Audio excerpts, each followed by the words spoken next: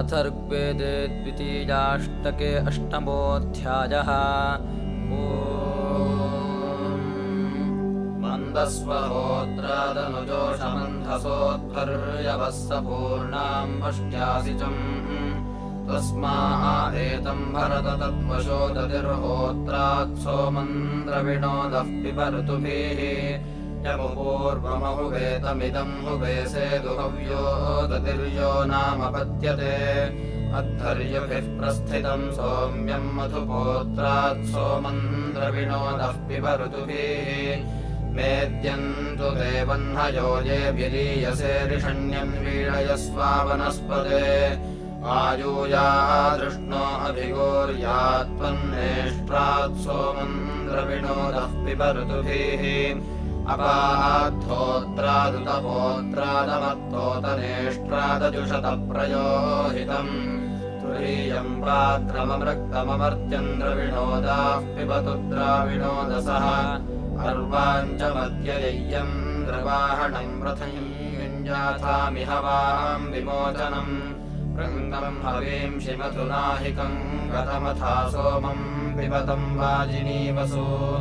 जोष्यग्ने समिधं जोष्याहुतिं जोषि ब्रह्मजन्यं जोषि सुष्टुतिम् विश्वेभिर्विश्वाङ् वसो मह उशन् देवाङ्कुशतः पायया हविः उदुष्य देवः सविता सपाय शश्वत्तमन्तदपावह्निरस्थात् नूनं देवेभ्यो विहिधातिरत्नमथा भजद्वीति होत्रं स्वस्तौ विश्वस्य हि सृष्टये देव ऊर्ध्वः प्रवाहवा पृथुपाणिः सिसर्ति आपश्चिदस्य व्रतानि मृग्रायञ्चिद्वातो रमते परिज्मन् आशुभिश्चित्यान् विमुचाति नूनमरीरमदतमानञ्चिदेतोः अह्यर्षोणाञ्चिन्ययाम् अविश्यामनूरतं सवितुर्मोक्त्यागात् पुनः समौ यद्विदतं वयं ते मध्याकर्तोऽन्यथाच्छग्मधीराः उत्संहायास्ताद्व्योङ्घ्रदर्धनरमतिः सविता देव आगात् आनौकाहं सिदुर्यो विश्वमायुर्वितिष्ठते प्रभवः शोको अग्नेः ज्येष्ठं माता सूनवे भागमाधादन्वस्य केतमिषितं सवित्रा समापवर्ति विष्ठितो जिगीषुर्विश्वेशाङ्गामश्चरताममाभूत् शश्वाङ्गपो विकृतं नित्यागादनूरतं सवितुर्दैव्यस्य त्वया आहितमभ्यमप्सु भागं धन्वान् वा मृगयसो वितस्थुः वनानि विभ्यो न गिरस्य तानि व्रता देवस्य सवितुर्मिनन्ति यात्राध्या अम्बरुणो योनिमप्यमनिषितन्निमिषिजर्पुराणः विश्वो मार्ताण्डो व्रजमापशुर्गात् स्थशो जन्मानि सविता व्यागाः न यस्येन्द्रो वरुणो न मित्रो व्रतमर्यमानमिनन्ति रुद्रः नारातयस्तमिदं स्वस्ति हुवे देवं सवितारं नमोभिः भगवं धियं वादयन्तः पुरं दिन्नराशं सोऽग्नास्पतिर्नो हव्याः आये वामस्य सङ्गचेरयीणां प्रिया देवस्य सवितुः स्याम अस्मभ्यन्तद्दिवो अभ्यः पृथिव्यास्त्वया दत्तं काम्यं राध आगात् संयतस्तोतृभ्य आपये भवात्युरुशंसाय सवितर्चरित्रे ग्रावाणेव तदिदर्थं जरेथे गृध्रेव वृक्षन्निधिमन्तमच्छा ब्रह्माणेव विदथ उक्थशासा दूतेव हव्याजन्याः पुरुत्रा प्रातर्यावाणारथ्येव वीराजेव यमावरमासचेथे येने इव तन्वा आशुम्भमाने दम्पती वक्रतुविदाजनेषु शृङ्गे वनः प्रथमागन्तमर्वाच्छभाविभजर्पुराणातरोभिः चक्रवाकेव प्रतिवस्तोरुस्रार्वाञ्चायातं रथ्येव शक्रा नावेव नः पारयतं युगेव नभ्येव न उपतीव प्रतीव श्वानेव नो अरिषण्यातनूनां घृगलेव विस्रसः पातमस्मान् पातेव जुर्यानद्येव रीतिरक्षे इव चक्षुषायातमर्वाग् हस्ताविव तन्वे शम्भविष्ठापादेव नो नयतं वस्यो अच्छा ओष्ठाविव मध्वास्ने वदन्तास्तनाविव पिप्यतं जीवसेनः नासेव नस्तन्वो रक्षिताराकर्णाविव सुश्रुता भूतमस्मे हस्तेव शक्तिमभिसन्ददीनः क्षामेव नः समजतं रजांसि इमा गिरो अश्विनायुष्मयन्ति क्ष्णोत्रेणेव स्वधितिं संशिशीतम् एतानि मामश्विना वर्धनानि ब्रह्मस्तोमं गृत्समदासो अक्रन् तानि नराजुषाणोपयातं बृहद्वदेम विदथे सुवीराः सोमा पूषणा जनना रजीनां जनना दिवो जनना पृथिव्याः जातौ विश्वस्य भुवनस्य गोपौ देवा अकृण्वन्नमृतस्य नाभिम् इमौ देवौ जायमानौ जुषन्ते मौतमांसि गूहतामजुष्टा आभ्यामिन्द्रः पक्वमामा स्वन्तः सोमा पूषभ्याञ्जनदुःश्रियासो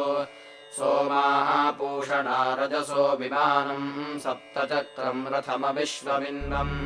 विशोवृतम् मनसा युज्यमानन्तम् जिन्वथो वृषणा पञ्चरश्मिम् दिव्या अन्यः सदनम् चक्र उच्चा पृथिव्या मन्यो अध्यन्तरिक्षे तावस्मभ्यम् पुरुवारम् पुरुक्षुम् रायस्पोषम् विश्यतान्नाभिमस्मे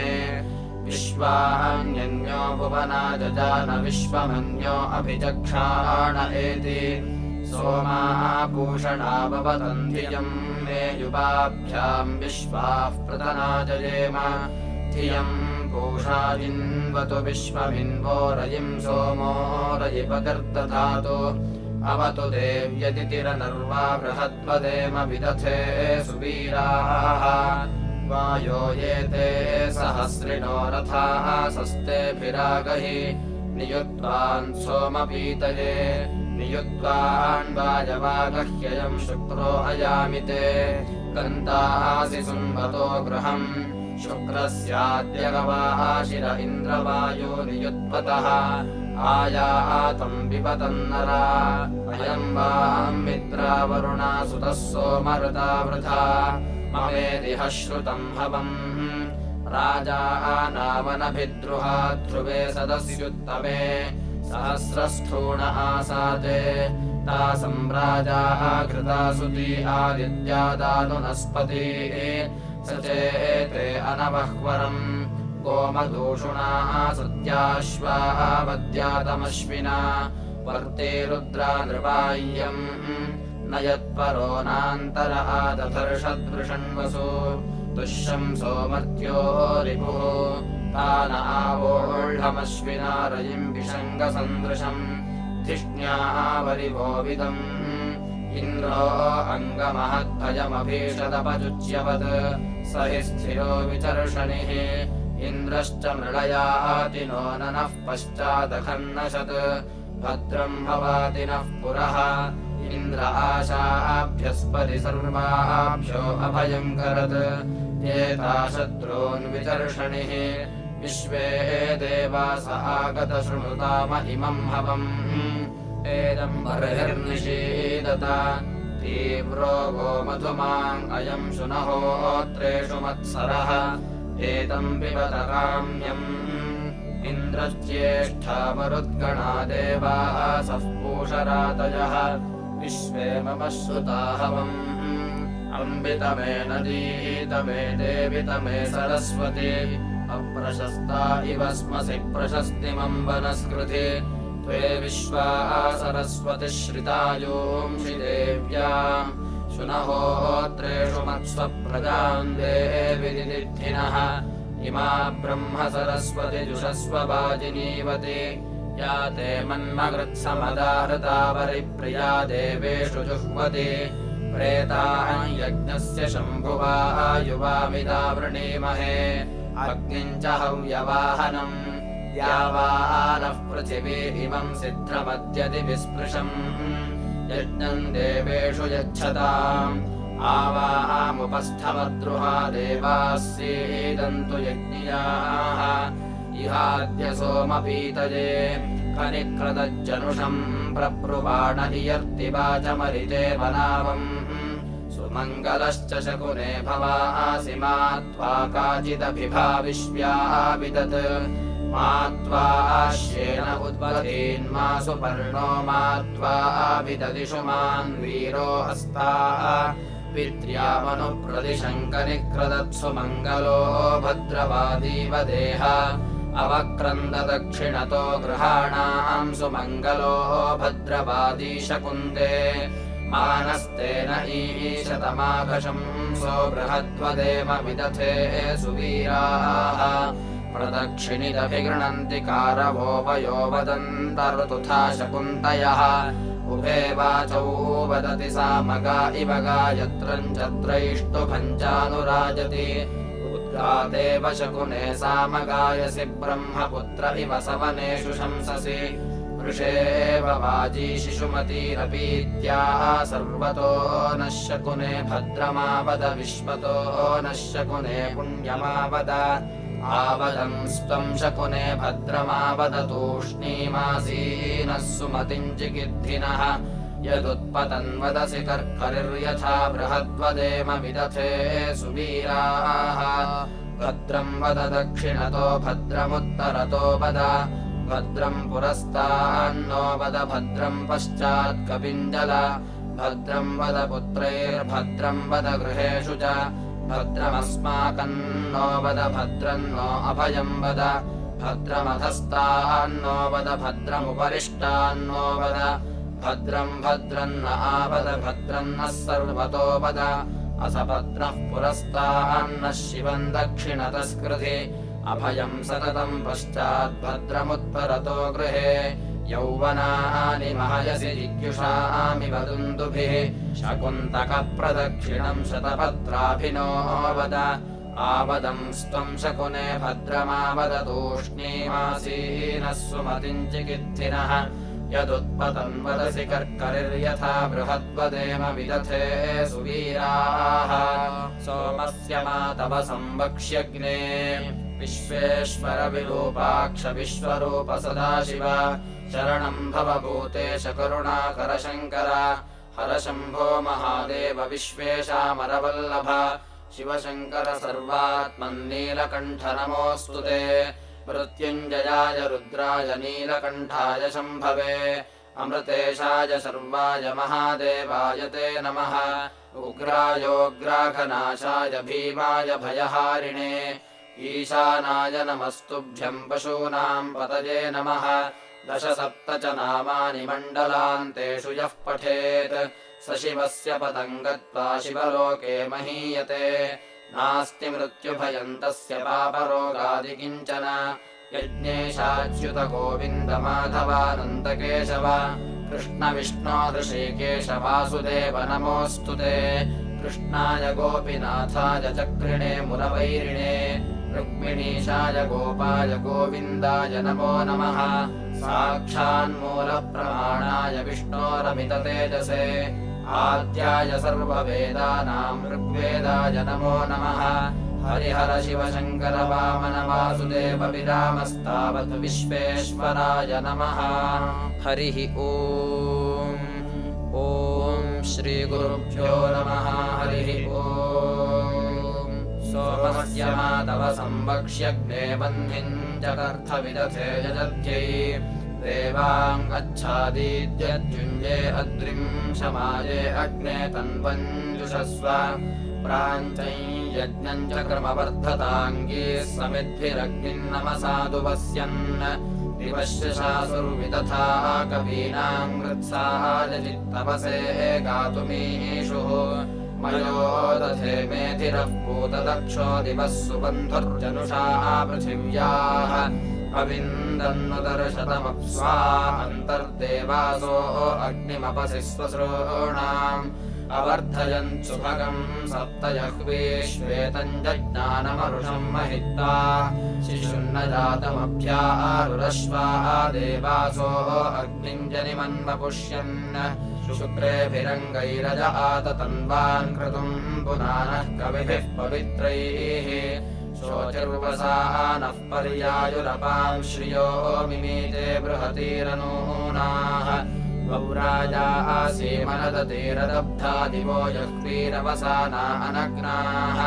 सना अत्र युवतयः सयो नीरेकम् गर्भम् दधिरे सप्तवाणीः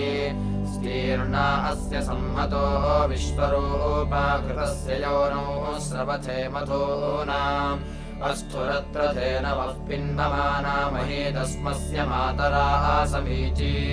बभ्राणः सूनो सहसोऽभ्यद्यौद्वथा नः शुक्रारभसा वपुंषि श्चोदन्ति धारामधुनो घृतस्य वृषा यत्र वा वृथे काव्येन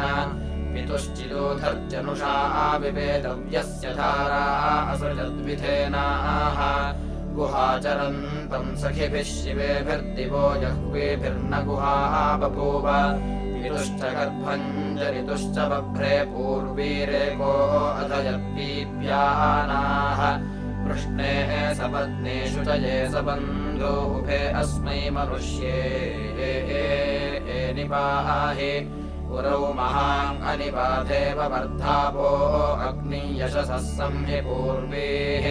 ऋतस्य योनावशयद्दमो नाजावेनामग्निरपसि स्वसॄणाम् अक्रो न बभ्रिः समिथे महीना अन्दिद्रक्षेयः सूनवे भारजीकः उदुश्रिया जनितायो जजानापाङ्गर्भो नृतमो यह्वो अग्निः अपाङ्गर्भम् दर्शतमोषधीनाम् वना जजान सुभगा विरूपम् देवासश्चिन्मनसा संहिजग्मुः परिष्ठम् जातम् तव सन्दुवस्यन् बृहन्त इद्धानवो भारजीकमग्निम् सचन्त विद्युतो न शुक्राः गुहे एव वृद्धम् सदसि स्वे अन्तरपार ऊर्वे अमृतम् दुहानाः ईळे चत्वा यजमानो हविर्भिरीळे सखित्वम् स्वमतिम् निकामः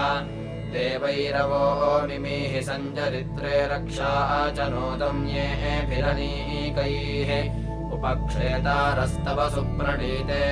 विश्वारिधन्या दधानाः सुरेतसा श्रवसा तुञ्जमाना अभिष्याममृतनायोऽङ्ग्रदेवान् आदेवानामभवः केतुरग्ने मन्द्रो विश्वानि काव्यानि विद्वान् प्रतिवर्ताङ्गवासयोदमो ना अनुदेवान्द्रचिरो यासि साधन् निदुरोणे अमृतो मर्त्यानाम् राजा ससाद विदधानि साधन् कृतप्रतीकपुर्वियाव्यद्यौ दग्निर्विश्वानि काव्यानि विद्वान् आनो गहि सख्येभिः शिवेभिर्महान्महीभिरोतिभिः सरण्यन् अस्मे रयिम् बहुलम् सन्तरुद्रम् सुवाचम् भागम् यशसम् कृधीनः एताते अग्ने जनिमासनानि प्रपूर्व्याय नूतनानि वोचम् महान्तिवृष्णे समना कृते मा जन्मन् जन्मन्निहितो जातवेदाः जन्मन् जन्मन्निहितो जातवेदा विश्वामित्रेभिरिध्यते अजस्रः तस्य वयम् सुमतौ यज्ञियस्यापि भद्रे सौ मनसे स्याम इमम् यज्ञम् सहसा वन्पन्नो देवद्राधेः सुक्रतो नराणः प्रयम् सिहोतर्बृहतीरिशो नोऽग्ने महिद्रविणमायजस्व इळामग्ने पुरुदम् सनिङ्गोः शश्वत्तमम् हवमानाय साध स्यान्नः सूनुस्तनयो विजावाग्ने साते सुमतिर्भूत्वस्मे वैश्वानराय धिषणामृतावृथे कृतम् न भूतमग्नये जनामसि द्विता होतारम् मनुषश्च वाघतो धिया रथम् न कुलिशः समृण्वते सरोचयज्जनुषा रोदसी उभे समात्रोरभवत्पुत्र ईड्याः अव्यवाळग्निरजरश्च नो हितो दूळभो विशामतिथिर्विभावसुः कृत्वा दक्षस्य तरुषोऽपि धर्मणिदेवासो अग्निम् जनयन्त चित्तिभिः रुरुचानम् भानुना ज्योतिषा महामत्यन्नवाजम् सनिष्यन्नुपब्रुवे आमन्द्रस्य सनिष्यन्तो वरेण्यम् वृणीमहे अह्रयम् वाजमृग्मियम् रातिम् भृगूणामुषिजम् कविक्रतुमग्निम् राजन्तम् दिव्येन शोचिषा अग्निम् सुम्नायदधिरे पुरोजनावाजश्रवसमिह वृक्तपर्षः यतसृजः सुरुचम् विश्वदेव्यम् रुद्रम् यज्ञानाम् साधदिष्टिमपसाम् पावकशोचेतबहिक्षयम् परिहोदर्यज्ञेषु वृक्तपर्षिषो नराः अग्नेदुपहिच्छमाना सहाभ्यमुपासते द्रविणन्धे हितेभ्यः